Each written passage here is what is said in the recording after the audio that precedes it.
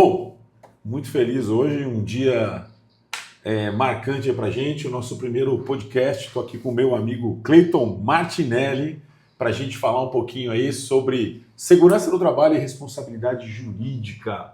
Fala, meu amigo Cleiton, bem-vindo aí, obrigado pela sua presença nesse nosso bate-papo. Fica à vontade, amigo. Grande Osmar, muito obrigado aí pelo convite. Falar de um assunto que você tem um amor muito grande, né? Sim, é verdade. É uma alegria enorme aqui estar aqui também, um assunto que também compartilho, também tenho uma paixão por esse assunto, né? Que é um dos ramos aí do direito do trabalho.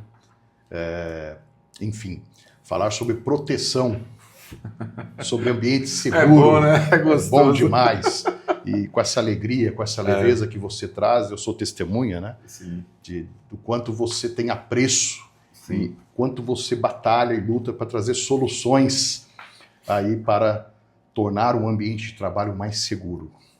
Obrigado, meu amigo. E vamos lá, né? Vamos conversar um pouquinho. Para quem não me conhece, gente, meu nome é Osmar Ribas. Eu amo, como o Cleiton colocou, eu amo o que eu faço, adoro a área de segurança, do trabalho. Já sou formado há bastante tempo, desde o técnico de segurança, tecnólogo em segurança. Depois eu fui fazer a engenharia e me especializei em engenharia de segurança do trabalho e higienista ocupacional. E eu agradeço muito, primeiramente, a Deus pela oportunidade desse trabalho, né? Como eu falo já há bastante tempo, né? Eu sei bem o que eu gosto de fazer, eu amo essa profissão. Quero lembrar também da Gabi, da Gabriela, que infelizmente aí nos deixou já faz quase 5 anos. É uma pessoa extraordinária que nos acompanhou, que me dá muita força a continuar, minha esposa, né, que infelizmente aí faleceu na Covid. Eu quero deixar registrado em memória dela esse primeiro podcast nosso aí, né? Nossa, com Uma muita pessoa justiça. que, né, Cleiton, você teve o prazer aí também de trabalhar com ela também aí, foi muito bacana, eu sou muito grato a tudo que ela nos ajudou, né? E vamos lá.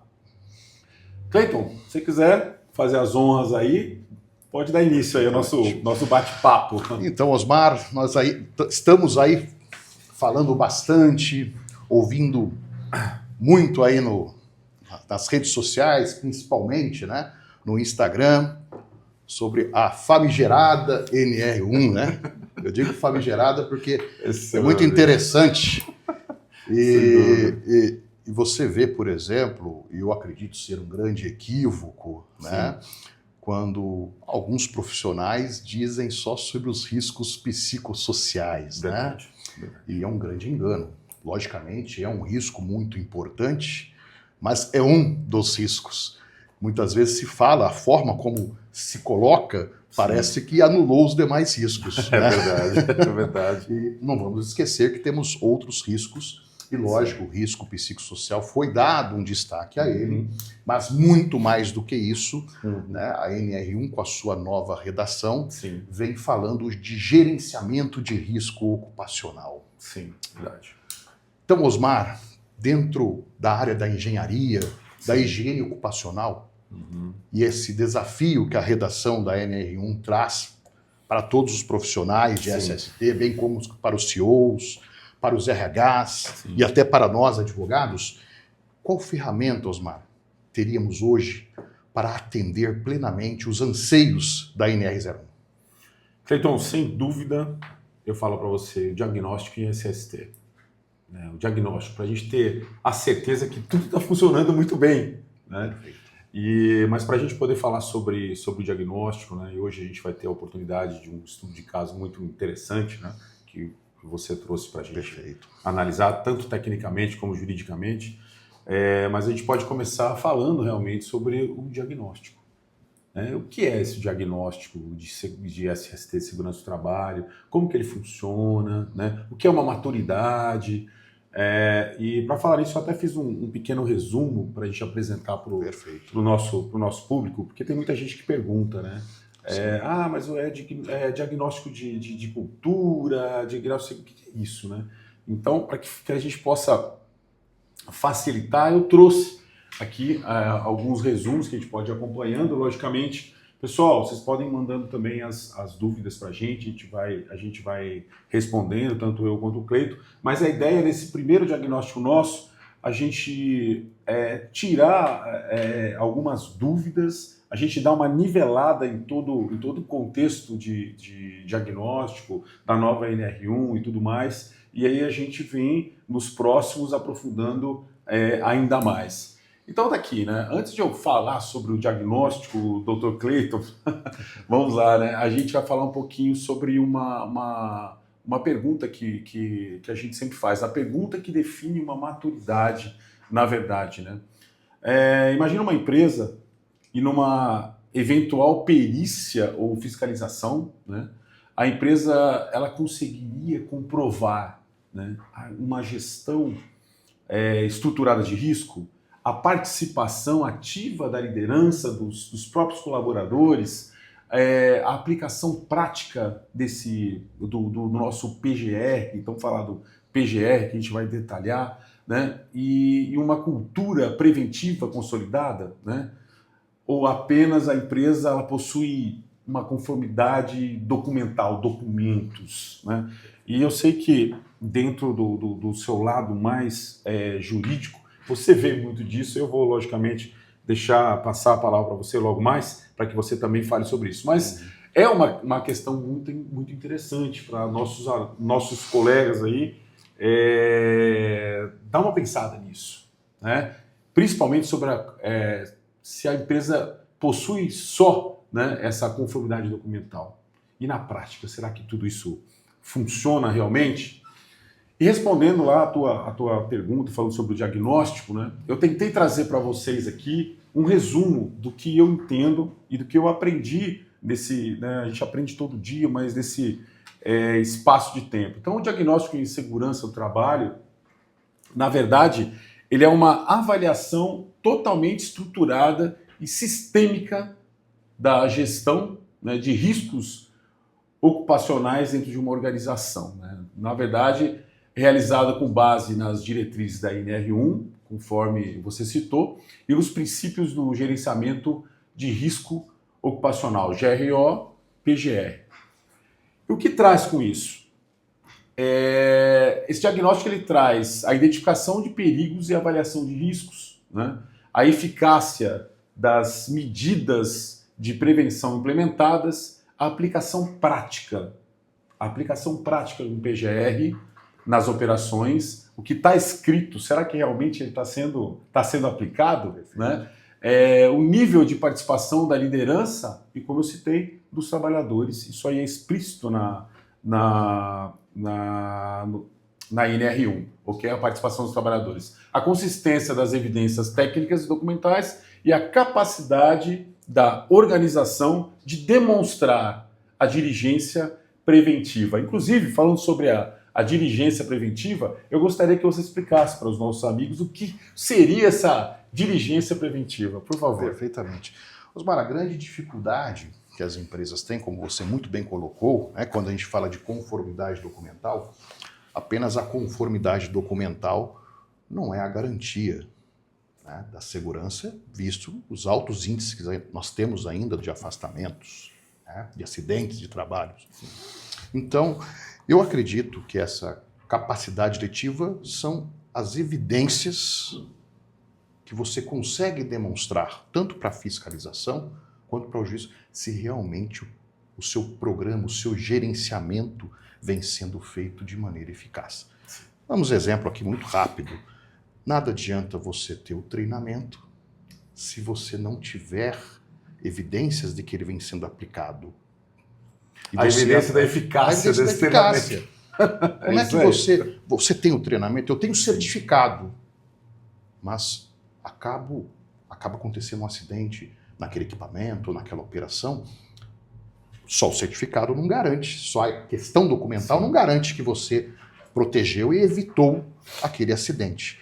Então eu digo que essa capacidade, né, de diligência, ela é a evidência plena do cumprimento, demonstrando realmente que a empresa gerencia os seus riscos ocupacionais e aplica na prática o seu programa. Ótimo, perfeito, claro, obrigado, doutor.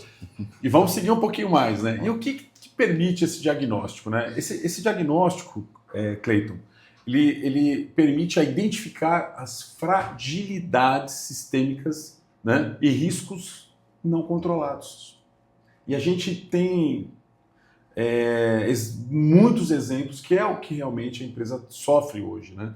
Medir o nível de maturidade da organização em segurança, além de evidenciar desvios entre o previsto e o praticado, que é o que você acabou de colocar, ok? E estabelecer um plano, logicamente, estruturado de uma evolução contínua. Então a gente tem lá quando a gente realiza um diagnóstico, tem muita gente que confunde o diagnóstico com um checklist, como uma auditoria, mas essa não é a ideia. O diagnóstico realmente ele vai nos dar uma diretriz e ele é realmente um norteador, mas ele não é nada estático. Você tem um plano de ação e assim, a gente tem que direcionar, após o diagnóstico, a empresa. A gente tem que acompanhar esse trabalho para que realmente funcione. Isso que eu acho interessante o diagnóstico. Você realiza o diagnóstico, consegue entender os pontos de melhoria e acompanhar a empresa nessa evolução. Aí é top, isso é muito legal. Então o diagnóstico de segurança do trabalho é o quê? É uma análise completa de como a segurança realmente funciona na prática, né? Dentro de uma empresa. Como eu coloquei aí, não no papel, mas na prática. Essa é a ideia, por isso que eu acredito muito no trabalho do diagnóstico. Uma outra pergunta que eu sempre comento em alguns vídeos, em treinamentos como liderança ativa com segurança, na percepção do treinamento de percepção de risco e tudo mais, quando eu falo sobre elementos norteadores, né? O que são esses elementos norteadores e aonde eles se encaixam dentro do diagnóstico. Então, esse material aqui eu vou disponibilizar para vocês, tá, pessoal? É um guia, na verdade, para a gente poder tocar o nosso podcast, mas ele vai estar disponibilizado para vocês aí, sempre no final de cada podcast, ok? Então, os elementos norteadores, eles são o quê? Os pilares estruturais que sustentam a maturidade de segurança dentro de uma organização, tá? Então, cada elemento é avaliado por meio de um questionário, aí são várias questões logicamente, dentro dessa análise, né? Então, um questionário técnico, estruturado, considerando 4 dimensões fundamentais. Eu tenho certeza que você vai adorar isso aí, porque, enfim, conformidade legal é uma das dimensões, né? Atendimento às normas e exigências aplicáveis, né? Depois vem a aplicação prática, que é a evidência de execução real em campo, né? Aí tem a gestão e controle, a existência de responsáveis, prazos e monitoramento, né? Nós vamos falar um pouquinho sobre isso aí também. E a diligência organizacional, que você explanou muito bem aí, que é a capacidade de demonstrar a prevenção e a governança. Então essa combinação, ela nos permite avaliar não apenas documentos, mas a consistência estrutural da gestão de risco dentro de uma empresa. Sensacional. Fique à vontade, aos comentários aí, doutor. Olha, parabenizar o Osmar por esse brilhante trabalho, né? Porque realmente é a grande dificuldade que enfrentamos hoje. Sim. Né? A gente diz muito, eu como advogado, você como engenheiro já deve ter percebido isso, muitas vezes a empresa vem, pô, mas eu tenho PGR, eu tenho o documento, meu PGR está aqui, doutor. Peraí, deixa eu abrir minha gaveta. Deixa eu abrir minha gaveta. Doutor, o senhor juntou meu PGR lá no processo e eu perdi a causa. Eu digo, olha, infelizmente não basta apenas o documento. Sim. Eu preciso de evidências, como você muito bem colocou aqui. Sim. Né? A prática. Documento no papel, como você tem uma frase sua maravilhosa. Documento no papel não é segurança. É isso aí. A questão de segurança do trabalho, né? Então, sensacional esses princípios norteadores, que eu tenho certeza que se uma empresa seguir isso através do diagnóstico, eu não tenho dúvidas que ela terá muito mais facilidade aí na sua defesa e até eliminar aí os seus riscos passivos jurídicos, né, e administrativos, com certeza. Obrigado. Bacana. E assim, falando um pouquinho mais, aprofundando um pouquinho mais sobre os elementos norteadores, né? Dentro do diagnóstico que nós aqui da empresa RTP Tech Porto preparamos, nós separamos 8 elementos norteadores, né? Então, rapidamente, para vocês entenderem por quê. Quando a gente começar com os estudos de caso, estudos realmente de acidentes e tudo mais, a gente tem que estar tem que estar nivelados aí na mesma base. Então, eu vou aplicar esses elementos dentro de cada estudo de caso, perfeito? E assim, nós nomeamos, né, um oitavo, sendo o primeiro a liderança e governança, então o comprometimento da gestão e a coerência entre discurso e prática. Eu falo, mas e aí? E a prática disso aí? Não é? Então, liderança e governança, a gestão de risco de RO-PGR, que é a identificação, avaliação e controle sistemáticos dos riscos. Depois nós temos a que você gosta muito, que é a hierarquia de controle, é a qualidade técnica das medidas de prevenção que a gente precisa ter, a cultura e comportamento, que é a percepção de risco, né? E práticas reais no dia a dia, né? Então a gente tem algumas técnicas para poder avaliar a cultura e o comportamento. Planos de ação e monitoramento, então tratamento efetivo dos riscos com acompanhamento estruturado. Depois nós temos aí o sexto, que é a investigação de incidentes, a análise de causa e aprendizado organizacional, né? O que a empresa faz quando ela tem um quase acidente ou um acidente, como isso é passado para os demais dentro da organização, muito importante isso. Depois o sétimo, a saúde, a ergonomia e o psicossocial, que você citou muito bem, né? Que é a integração da segurança com a saúde ocupacional e a organização do trabalho. E para fechar, um assunto muito importante também, né, que é a capacitação e competência. E você já me conhece há muitos anos, eu defendo sempre o treinamento, ele estruturado, né, de acordo com o risco real, né? Então, um treinamento, quando ele é desenvolvido, né, e depois, automaticamente, após esse treinamento, a gente medir, né, a eficiência, a eficácia desse treinamento é fundamental. Então, o item norteador, o oitavo, que é a capacitação e a competência, são treinamentos alinhados ao risco e eficazes na prática, ok? Então, quando a gente estiver falando no dia seguinte, eu falar, olha, no item norteador, número tal, que fala sobre o treinamento, está aqui a falha e o que a gente pode estar melhorando nesse quesito. Só né? um apontamento muito interessante sobre esses 8 elementos, Osmar. Nós verificamos aí que ele é muito completo. Sim. Ele está começando desde a liderança, do envolvimento da liderança, que é algo importantíssimo, né? Até a questão da cultura e o comportamento, né? De que tanto todas as partes estarem integradas, né? Com as ações de prevenção, né? A comunicação entre as partes, principalmente a ciência do empregado quanto aos seus riscos, e por fim, né? Aliar aí o PCMSO, principalmente com a análise, né? Quando você analisa os acidentes, justamente aí que está a dinâmica de um programa, porque se realmente as medidas de controle estão funcionando dentro da empresa. Então, é sensacional a elaboração dessa estrutura que é muito completa, né? E o mais interessante, Cleiton, é que o pessoal fala assim, mas com que base que vocês montaram esses elementos, saíram pegando elementos por aí? Não, gente, não é nada disso, não. Eu até coloquei aqui, né, a base técnica do modelo de diagnóstico. Então, a gente tomou como base a do POM, né, liderança ativa, disciplina operacional e responsabilidade organizacional, mais Herd Mind, né, do modelo Hudson, que é a evolução cultural e fatores humanos, e a nossa, né, na verdade, a nossa legislação. Né? Então, nós temos aí a NR1, o GRO, o PGR, que é a estrutura legal e gestão sistematizada de riscos, né? Então, é o que se aplica aqui no nosso país, no Brasil, né?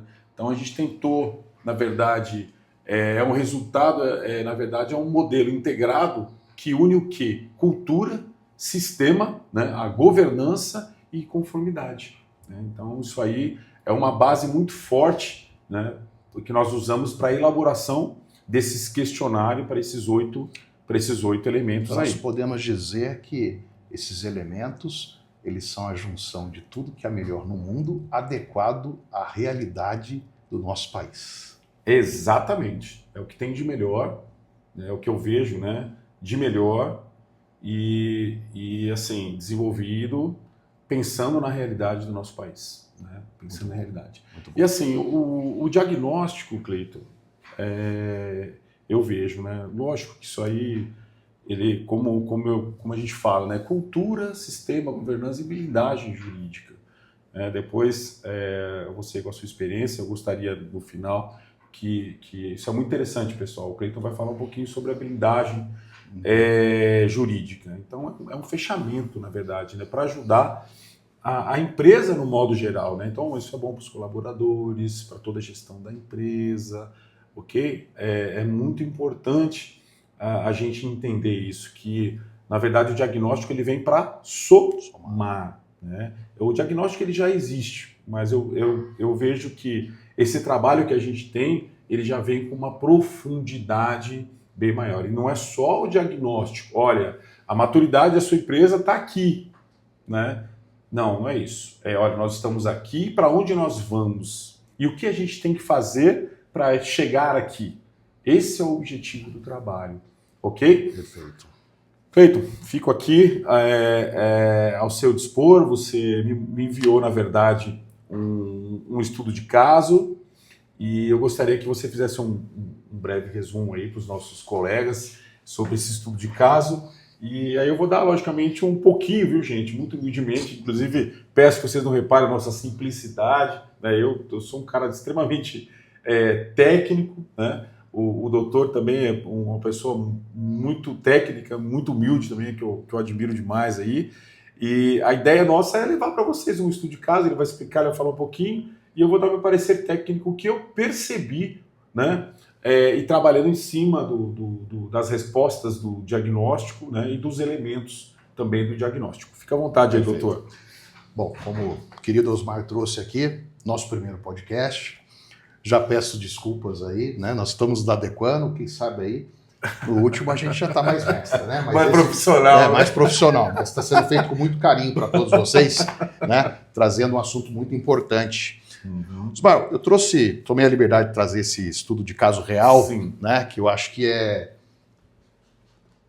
todo mundo consegue visualizar melhor, né? Sim. Ter uma visão mais ampla de como realmente o diagnóstico pode impactar. Um estudo de caso real. Real. Isso Eu tomei a liberdade de retirar, né? Trazer esse processo judicial, que já está em fase de liquidação, inclusive, logicamente respeitando os dados, né, de todas as partes envolvidas, apenas trazendo as questões dos fatos. Esse acórdão, Osmar, né, interessante, bem recente, né, foi a condenação, no caso, aí, vamos dizer assim, a manutenção da sentença de primeira instância, né, a primeira instância considerou aí, julgou procedente em parte a favor do reclamante e o acórdão confirmou, esse acórdão, inclusive, foi julgado agora em 2026, no início do ano, né? Algo bem real, né? Então foi um trabalhador de máquina numa coladeira de borda, acho que é uma empresa de móveis. Né? Então uma limpeza de máquina com equipamento ligado. Graças a Deus, né, a sorte aí que foi uma lesão de grau leve, considerado no laudo pericial, mas que poderia tranquilamente, Osmar, você aí feita a análise, né? Poderia ter resultado em algo muito mais grave. Com certeza. Né? Mas graças a Deus aí o trabalhador teve uma lesão leve, mas aqui ao meu ver, depois ao final a gente vai dizer um pouco mais, vamos falar um pouco mais, mas no meu ver que gerou um valor substancial para a empresa, né? Que depois nós vamos falar sobre isso também. Mas eu gostaria da sua análise acurada sobre o que o diagnóstico, no caso, se essa empresa ela tivesse socorrido da Tec Porto para fazer um diagnóstico, né? Para fazer, olha, eu vim aqui, Osmar, humildemente dizer, ó, como está a minha empresa, eu quero saber como está a minha empresa para evitar situações como essa. Ok. E é para isso que existe E eu queria que você discorresse um pouco em cima deste caso real, Sim. como o diagnóstico ajudaria essa empresa. Perfeito, tranquilo. Quando eu recebi o material, agradeço mais uma vez, doutor, e eu fui fazendo uma análise rápida, mas eu puxei algumas informações e, humildemente, eu fiz aqui, vou colocar para vocês o meu parecer, né? Então, assim, como eu falei para todos vocês, com essa base que nós falamos sobre o que é o diagnóstico, os elementos e as metodologias, né? Eu vou iniciar aqui pela análise referente ao modelo Rhizom, né? Então, para quem não lembra e para quem não sabe o que é o modelo Rhizom, ele mostra que acidentes eles não acontecem, doutor, por um único erro, logicamente, né? Mas pela combinação de falhas no sistema.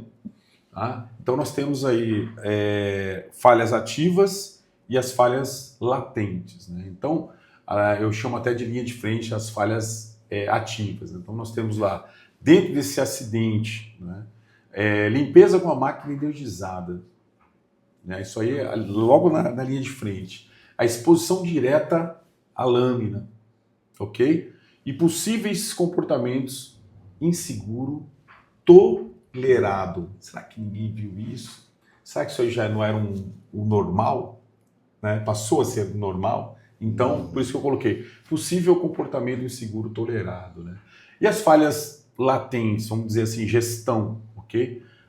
Ausência de procedimento seguro de limpeza. Poderia ter lá uma aplicação de loto. Né? Falha na análise de risco da atividade. O treinamento, que é o nosso elemento 8, né? Treinamento ineficaz.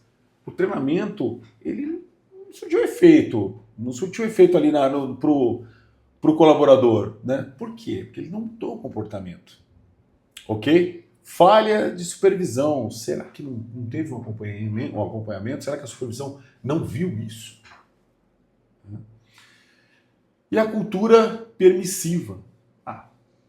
A história que a gente escuta sempre, né, doutor? Sempre foi assim. Nunca deu errado. Costumava dizer que era a lei de Gabriela.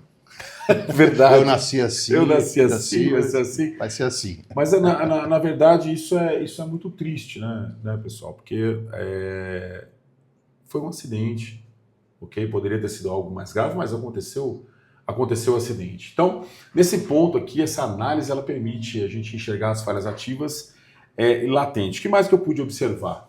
Né? Onde a empresa errou? Aí, com base, como você citou, a nova NR1, né? Até no manual prático lá recém-lançado, né? Uhum. Primeiro eu coloquei falha na identificação de perigos, né? Perigo é óbvio. Agora, falando depois do ocorrido, né? Uhum. Mas era óbvio, ok? Então, partes móveis, mais energia, mais intervenção manual. E o que diz lá no manual do GRO, né, que é claro, né? Eu estou trazendo isso para a gente fazer uma ligação de tudo que nós falamos e o que está acontecendo agora, né? Nas mudanças da NR1. Né? Uhum. Então, identificação, né, o que diz o manual? A identificação deve considerar todas as atividades, inclusive manutenção e limpeza. Ok? Então, nós sabemos que isso não aconteceu, não foi feito corretamente. Né? O segundo erro aqui é a falha na avaliação de risco. Então, esse risco aí ele é classificado, né, de alta severidade e alta probabilidade. Né? Resultado esperado, né, era, na verdade, um bloqueio na máquina, que é obrigatório, né? E o resultado real foi o quê? Uma exposição do trabalhador diretamente. Okay? Aqui nós temos um item bastante importante que dentro quando nós falamos de falha da avaliação de risco, sim, né? Nós poderíamos dizer também ali, Osmar, que houve uma falha de identificação? Sim. Podemos dizer? Sim. Porque pouco que assim, vamos dizer assim, que não entrando muito na área técnica, sim, né? Mas nós estamos dizendo identificação, análise, medidas e a implementação e o controle. Então, sim, nós temos no primeiro quadrante, vamos dizer assim, do gerenciamento eficaz, Sim. quando nós falamos de identificação e depois falamos de avaliação, nesse caso, inclusive, se realmente ali houve uma falha de identificação. Como você muito bem colocou, que era um risco de alta severidade e alta probabilidade. Sim. E aí, quando nós falamos que não basta a documentação, desse caso aqui, poderia ter o PGR, vamos dizer assim, poderia ter um programa, ou às vezes nem tem programa, porque no caso aí ficou muito explícito nessa decisão, infelizmente, que me parece que nem programa efetivo havia, mas isso não foi muito bem esmiuçado dentro do processo. Mas, de qualquer forma, essa que eu queria chamar a atenção, que eu achei muito interessante você colocar assim, a avaliação de risco, que seria um dos pontos iniciais da gestão do risco. Sem contar com a participação do colaborador. Se tivesse acontecido a participação desse colaborador, com certeza, né?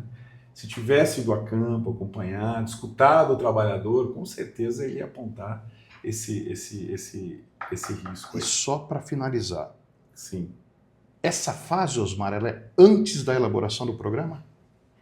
Eu tenho o programa, vamos dizer assim, vou dar um exemplo, tá? Estou começando hoje a minha empresa. Sim. Você vai... É o ideal, né? É o ideal que seja antes. Já desenvolver. Ou essa avaliação, que eu queria deixar isso bem claro quanto à questão de continuidade, que às vezes se confunde. Eu iniciei minha empresa hoje. Sim. Né? Vou elaborar o meu programa. Já tem que ser feita a avaliação. Vou fazer a avaliação. Sim. Mas aí eu digo, a avaliação, ela termina ali? Não para, né? Ela é contínua. Sempre tem avaliação depois de um tempo. A gente tem que ter um acompanhamento sempre. É uma melhoria contínua nesse caso, né? Perfeito. Então você confirma para a gente aqui a importância realmente da palavra gerenciar. Gerenciar. Nós vamos falar bastante disso, né? Gerenciamento e controle. Ok? Ok. Bom, vamos lá. O item número 3... É um dos meus preferidos. que é a falha na hierarquia de controle que nós acabamos de comentar, né? Então, a NR1, ela exige prioridade, né, em eliminar o risco, né, que é o que você estava comentando agora. Depois, a proteção coletiva, a administrativa e o último aí, o EPI, que é a última barreira, é a última proteção, ok? E o que aconteceu nesse acidente que você me enviou, que eu estava analisando, né? Nenhuma barreira efetiva. Ok? Então, dependência total do comportamento do trabalhador. Uma falha gravíssima. Né? E você me pergunta, né? Não sei se é a sua próxima questão, mas e o diagnóstico? Com certeza eu vou mostrar para você, mas ele ia detectar esse tipo de falha. Na sequência, falha no PGR, né, que eu vejo como um ponto crítico. Né? Então, o PGR deveria conter o quê? O inventário de risco da máquina, procedimento de limpeza segura, plano de ação com controle. Né? Se existia, ele não era aplicado. Né? E se não existia, não foi elaborado corretamente. Então, fora isso, nós temos aí a falha da capacitação, que é um item lá que nós já conversamos, que o treinamento, dentro do que eu pude ver o laudo, né, o processo, teve treinamento. Ele recebeu treinamento, mas ele não foi eficaz. Será que o treinamento ele foi customizado para aquela atividade? Né? Será que foi feita uma avaliação de eficácia? Não foi. Ok? Então, por isso que eu apontei como falha na capacitação. E por último, falha na supervisão e liderança. Por quê?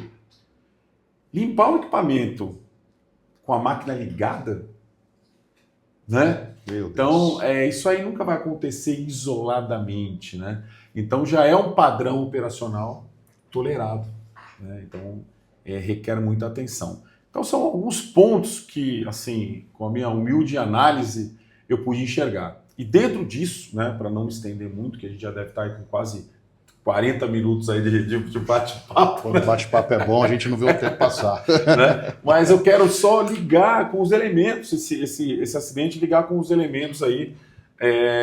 Não vou ligar com todos, mas pelo menos dos 4 primeiros elementos norteadores que nós conversamos no início do nosso bate-papo. Então, no elemento 1, quando a gente fala de liderança, né? Se eu tivesse aplicado o diagnóstico, ele ia nos mostrar o quê?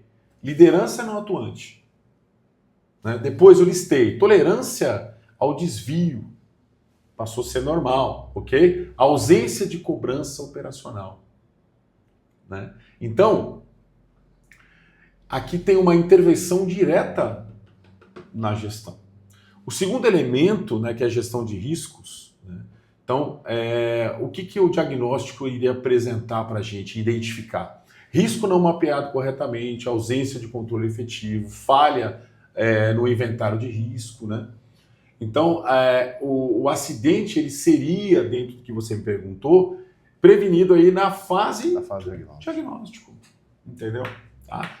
Aqui no elemento 3, a hierarquia de controle, né? O diagnóstico ele apontaria o quê? Ausência de bloqueio de energia, inexistência de proteção adequada, dependência de comportamento humano, né?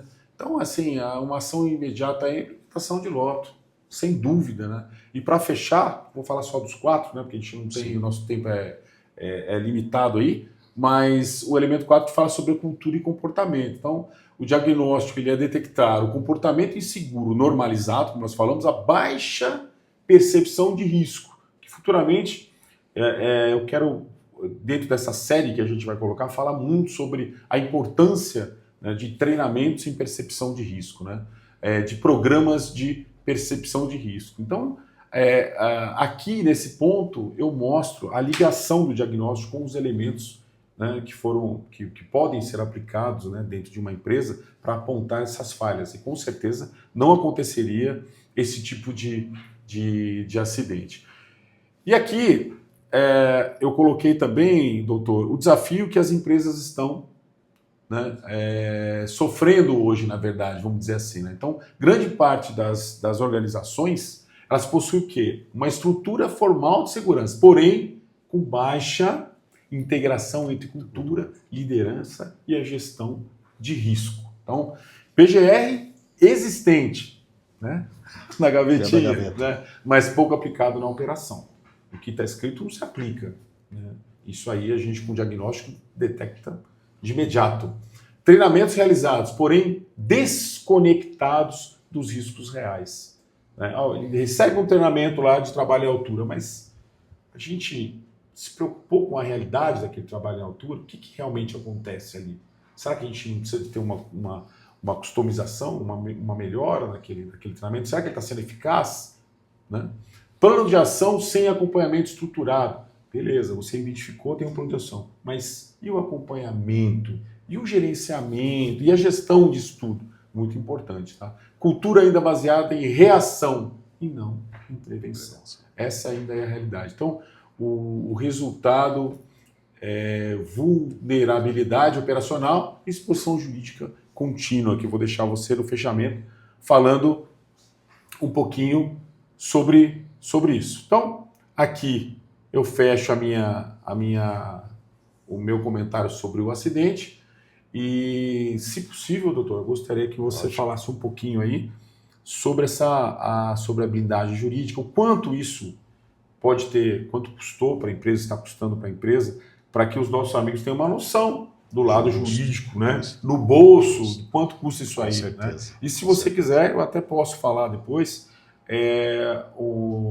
qual é o investimento, uma ideia de quanto que a empresa investe num diagnóstico e num acompanhamento a esse nível aí. Fica à vontade, doutor. Não, primeiro, que eu estou aqui maravilhado, sem demagogia nenhuma, porque eu sou um apaixonado. Esse é meu amigo. Não por ser amigo, né? Eu sou um admirador, realmente, sou suspeito para dizer, mas de verdade, o trabalho que o Osmar faz com muito amor, eu vejo o quanto ele emprega, quanto ele vem trabalhando nisso, né, Osmar? Nós já conversávamos antes de explodir esse boom de NR, o Osmar sempre trouxe aí essa visão, né, muito ampla do que é um gerenciamento de risco. Há bastante tempo. Muito tempo já vem dizendo isso, e agora calhou de a própria legislação, agora de forma expressa, categórica, Sim. trazer essa obrigação para todos nós, né, que trabalhamos aí Sim. na área de segurança e saúde do trabalho. Verdade. Eu acredito que o diagnóstico, ele é fundamental. Por que ele é fundamental? Porque eu, como operador do direito, tem gente que não gosta muito dessa palavra, mas a gente fala, né? A gente que está aí lidando, né? A gente que está lidando aí, defendendo as empresas principalmente, sim, nós vemos as dificuldades. E também para nós, advogados, sim, nos falta elementos que evidenciam que a empresa realmente aplica as medidas de segurança e saúde do trabalho, que é, como você disse, uma brincadeira, mas uma brincadeira triste, é o PGR dentro da gaveta. Isso não vai ajudar. Nós temos, infelizmente, ou felizmente, aliás, nós temos que tirar essa cultura. Nós temos que conscientizar que, volto, parece ser repetitivo, mas sim, nunca é demais, dizer que documento não garantirá a proteção dos seus trabalhadores, do seu patrimônio, e você ainda vai continuar passível de condenações, de sim, multas. Por quê?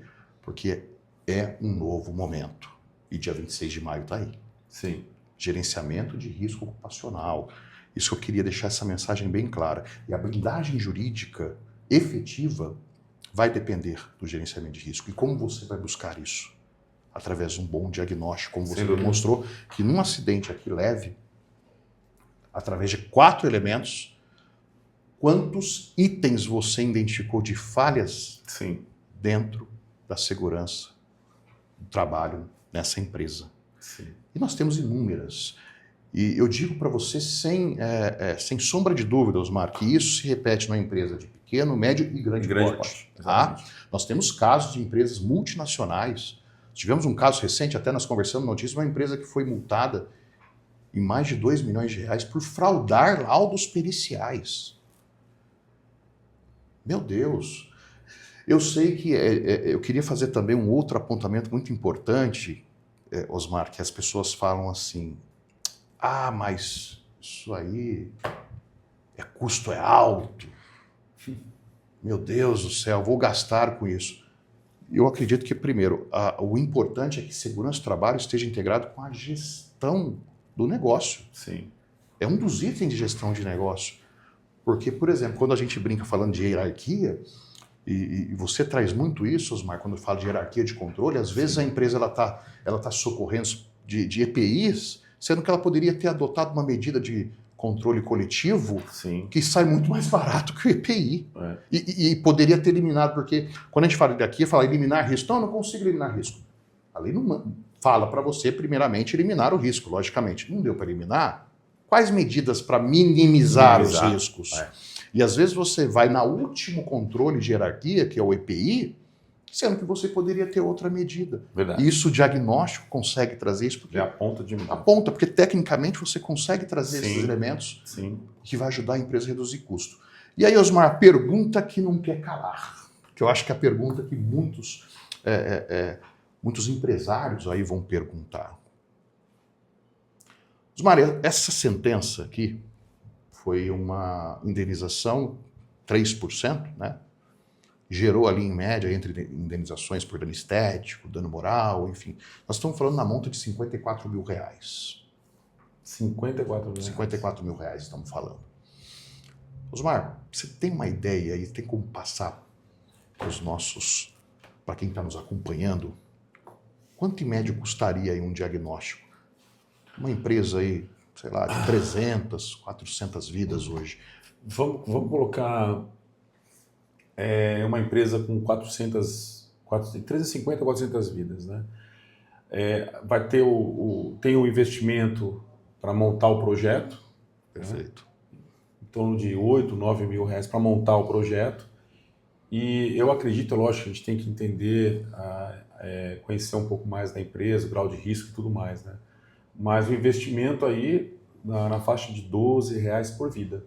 R$12 por vida. E para fazer o acompanhamento, né, de toda a gestão, você pode colocar uns R$22 a R$23 com acompanhamento. Perfeito. Depois do diagnóstico. Né? Perfeito. Então a empresa ela pode inclusive realizar, a gente, lógico, realiza o diagnóstico, o acompanhamento pode ser presencial ou mesmo a gente consegue ajudar a equipe da empresa online e tudo mais, né? Mas é mais ou menos isso aí.